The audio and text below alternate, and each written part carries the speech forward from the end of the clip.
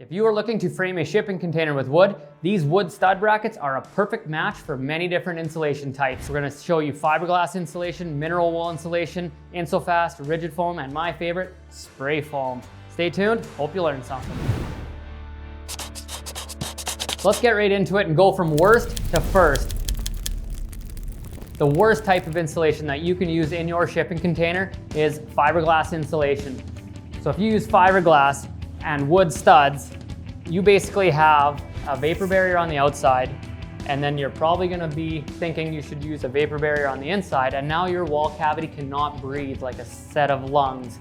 And so as the wall system expands and contracts throughout the heat of the day and the cool of the night, you're going to be creating condensation in there. And fiberglass wicks moisture, wood is porous, it wicks moisture, ripe environment for mold and mildew, and that affects your health. Stay away from it. Another method to insulate your shipping container is mineral wool insulation. I actually love mineral wool insulation, just not always in shipping containers, just because it's a steel structure and a steel envelope, but it has so many advantages and so good in so many other wall systems. So I do want to talk about them.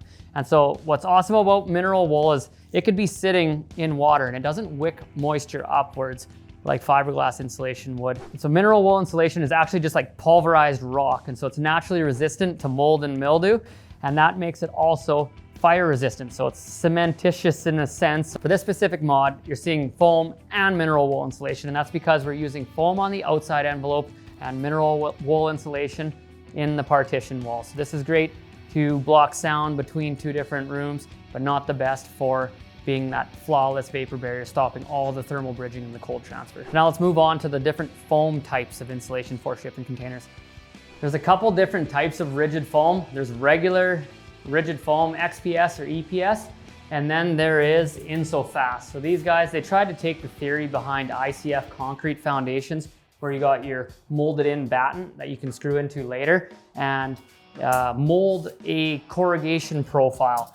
But something that we had to dive very deep into shipping containers to realize is that every time there's a weld, every fourth corrugation on a container, it adds 4 millimeters to the corrugation pitch. So that there is going to cause these not to sit perfectly against all the corrugations. I've also heard a lot of people in the industry say that it's not as easy as it seems on their videos. People are prodding 2x4s everywhere just to try to hold this stuff outwards while it's trying to adhere to the wall while you're like foam gluing it or whatever. And then also it's like an open cell type insulation. It's not a closed cell insulation. In theory, still slightly porous. And that again can eventually wick water and things like that. I think it's kind of halfway between like the insulation that you get in your packaging and then just legit closed cell spray foam. So I want you to come over here and take a look and see. When I hold this up to the wall, you can still see a gap of air there. And so as soon as there's a gap between the foam and the wall, that gap needs to be ventilated. Just like the attic of your home, you'll need to be pulling air from down low and exhausting air outside. And that's the same for any wall system, including this one that we're in right now.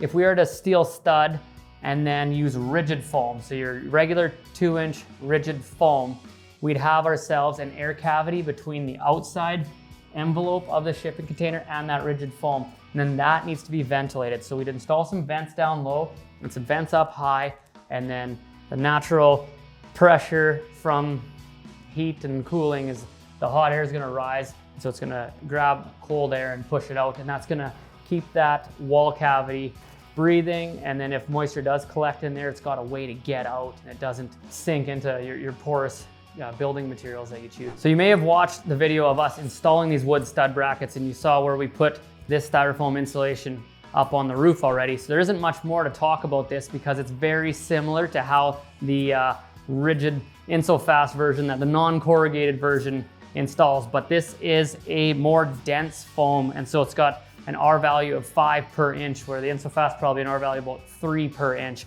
This is the same installation method. You'd want to steel stud and then install this, leave that air gap and let it ventilate. And finally, my favorite, spray foam.